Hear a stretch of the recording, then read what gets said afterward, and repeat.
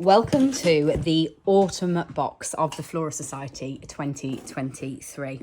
And this whole box revolves really around one veg. And that's a very special piece of veg. This one I've literally just gone and taken out of my veg patch. It is a Borlotti bean. So taking the inspiration from the Borlotti bean, what we've created is a hand-dyed yarn which is based in sage and it's over-dyed with a pink magenta colour, intentionally only hand-dyed on one half of the skein, and it's a mottled effect. So each and every skein in the society will be slightly different to try and reflect the kind of variegation across these beans. And it isn't just the pod that's variegated, it is actually the seeds inside. If I open this up, it is the seeds inside that are variegated as well. Now this one might not be quite ready yet. Let's see. So inside you've got those stunning variegated beans as well. So what you've got as projects in this box, you get your 100 gram skein of the Borlotti bean.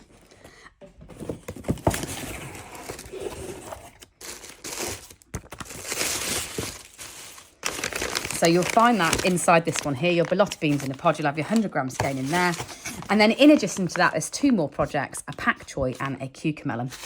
So not content with just doing the 3 veg again, you've got another little stowaway. So this is a little extra parcel here that's got the eyes and it's got some magenta threads in, and that's to create another little critter to join Milton, and that's Sylvia, the caterpillar. So let me show you the projects. I'm just going to go through a few techniques that you haven't done yet. Most of them you will have seen before this time, so you'll be familiar with them from the other projects. So when it comes to making your Borlotti beans themselves, you've obviously got the beans separately, which you've done that before. No new techniques there. And then you've got a pod. And the one thing that I want to show you is how to do this edging here and go around the end of the pod. You are doing invisible rows through this section here, just so that you're not going to see a change in texture as you make your pod. And then those beans fit really nicely inside that pod, which has got shaping to kind of accommodate them like a little sleeping bag. So it's very much got the 3 beans worth of shaping, so they all slot in really nicely like that. So that's what it looks like when it's got the beans in. This is what it looks like when it is flat. So you can see that shaping that you've created there. That's your invisible rows running through that section. And then the finishing touch to kind of close it off is doing slip stitches right the way around the edge. So what you will have done is you will have put a centralizer point in there when you started doing your invisible rows. And I'm going to edge this one off in green, so it's got a contrasting colour. So all you need to do is slip stitch back in here. So double crochet.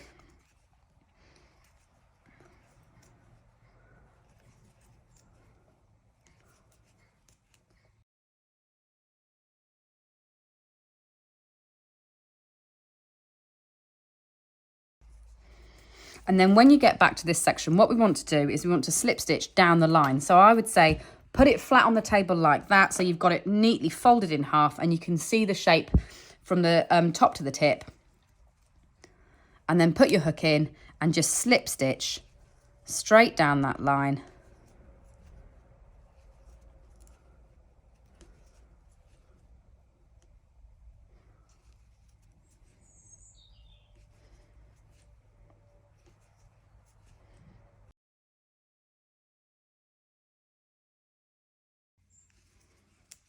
And then just as you reach that tip, so I'm going to do one more there. What you're going to do is turn and then come back up the other way and once more around that finishing circle. And what that does, it just gives it that really neat opening line, suggestive of where you would take the rest of the beans out of that pod. So your other projects are the Pak Choi, and there's no new techniques here for you. They're all things you've done before. You'll be doing different length stitches, including double trebles in there as well.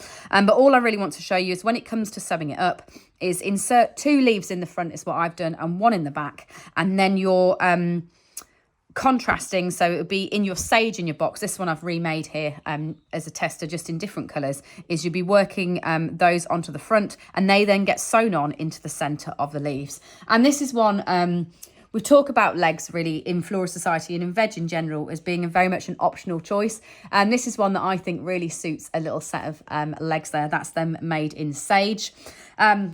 Then the other project that you've got is the Cucamelon.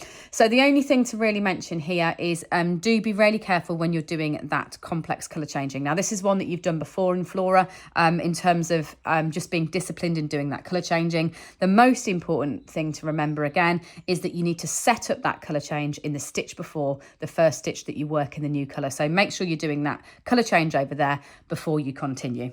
So that's what you've got is you've got your Borlotti beans, you've got your Pak Choi, and you've got your Cucamelon. And then I could not resist adding another little friend for Milton along the way. So this is Sylvia, and I've made her in the Borlotti with green in contrasting to really emphasize those stripes, and then the magenta that you've got included in that little bag as well. This is a pattern that I hope you'll enjoy making over and over again. I know that we have done already. There's one made in sage here, so you can see it. There's nothing really to note too much here, but all I'm going to show you is a bobble, because that isn't something that we've done in Flora Society yet, is how to make a bobble for these back legs. So when you're doing the segments, the front legs are very much, these are the true legs, are very much techniques that you've done before. So you're chaining and working stitches back down. But to represent these back legs here, all we're going to do is make a bobble directly into the fabric. So what you do is you put your hook through like that. And I'm going to do these ones in green so you can see what I'm doing nice and clearly. So to add these MBs on, these make bobbles as the back legs, attach your yarn on where we're going to do it, yarn round hook in the stitch, yarn over and through two. Then the same thing again. And through two, then the same thing again, and through two, and then yarn over, in, and then through all the loops in one motion like that. Break yarn, and then you'll sew those two ends in to leave yourself a nice bobble that acts as the back leg. And all you'll do then is go into the position on the other side and do the same thing again.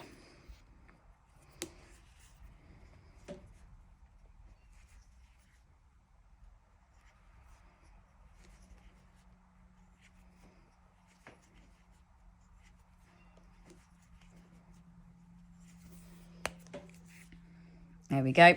So a nice easy peasy box this time with autumn. Not too many new techniques, but obviously really fun projects, really cute projects for you to try out.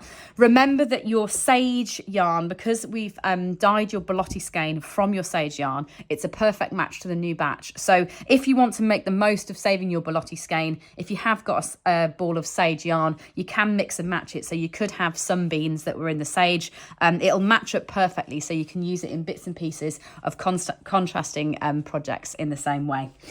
So I hope you enjoy this one. I hope you enjoy making that choice about to legs or not to legs. I'm going to go and put these legs onto the Pak Choi. I think my Cucamelon would suit some green ones as well.